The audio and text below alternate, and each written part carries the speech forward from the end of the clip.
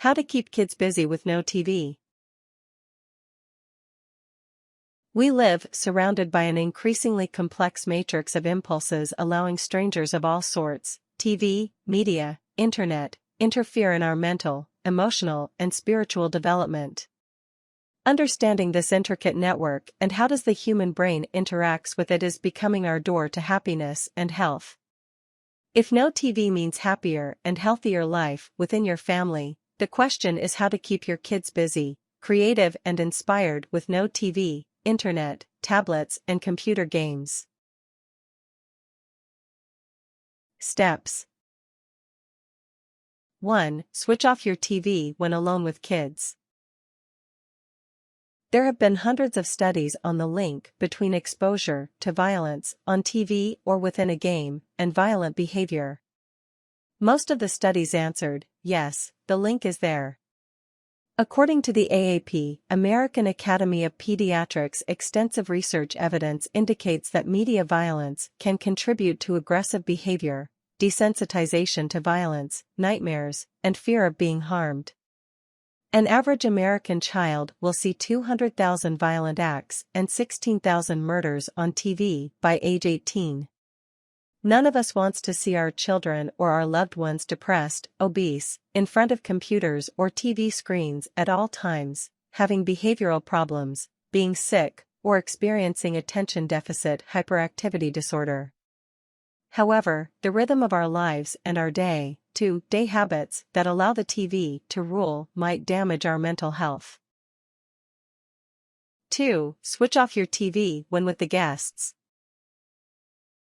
If you are spending the time with people you really care about, you might want to reconsider the habit of having your TV on and reaching for your mobile phone at all times. Learn to actively listen to your loved ones, it is a beautiful skill. 3. Reinvent your time together. This is your family time. Make sure that you eat or prepare at least one meal per day together as a family. Time together is full of wonders. You could spend time cooking, playing, talking, walking together. You could sing, dance, do art together, or explore learning a new language. There is plenty of time and mental space that you will gain with no TV time. 4. Reinvent your kids' time alone. There should be a balance between time spent alone and time spent with friends. Time spent alone is an important time where a child learns to entertain itself through writing, reading, beading, singing, dancing. Learning a new skill, this is a time for music, time for silence, art time. These are all structured activities, done at home. 5. Allow free play. There should exist a balance around time spent in a structured activity and time spent in a free play. Allow your children an opportunity of free play. Let them experiment, challenge the existent, and stay curious exploring new games.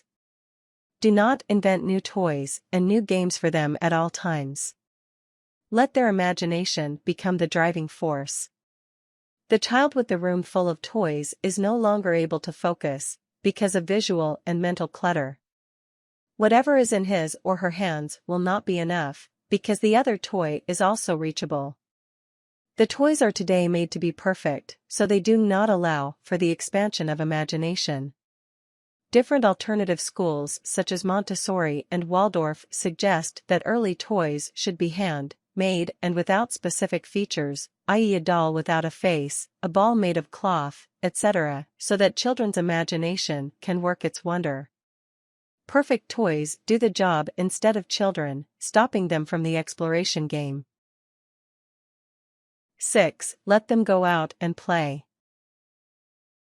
There should be a subtle balance between time spent indoors and time spent outdoors. Children get fascinated with gardens and green grounds. Outdoors create a golden opportunity to run, to breathe, and to learn outside of the box. Children who learn to enjoy the outdoors will become adults who enjoy hiking, gardening, jogging, bicycling, adults that take care for animals and plants and protect the environment. Using outdoors, we help children fulfill some basic childhood needs: racing, yelling, hiding, experimenting, a need for freedom and adventure, and an opportunity to explore the unknown. 7. Invite friends. Children need lots of opportunities with friends to develop their basic social skills and the whole range of social competencies. Children learn both cognitively and intuitively, observing the subtle inner relationships within nature and between people. Playing with friends, kicking the ball, playing hide and seek or run aimlessly are all keys to growing creative and inspired children. Tips. In the evening, write down your priorities and activities you wish to have with your kids. Did you skip a meal?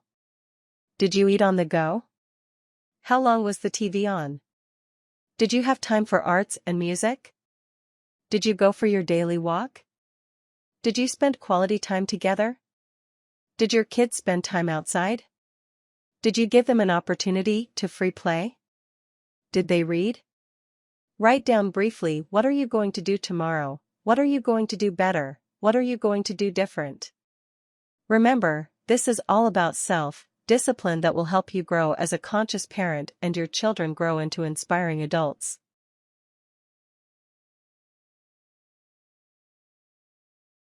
Warnings. Do not clutter your children's time with too many activities.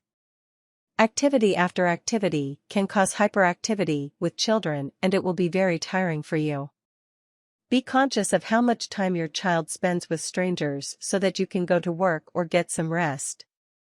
They already spend a lot of time with strangers at school, so they probably need you and your time with them more than running around from one to the other after school activity. This is especially important when your child is less than 4 years old. TV rules much of our time and shapes children's brains.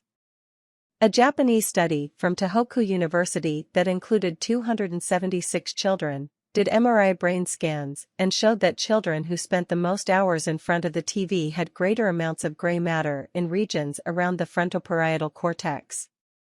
This area is linked with lower verbal intelligence, and it needs to be shaped or trimmed during childhood in order to operate efficiently.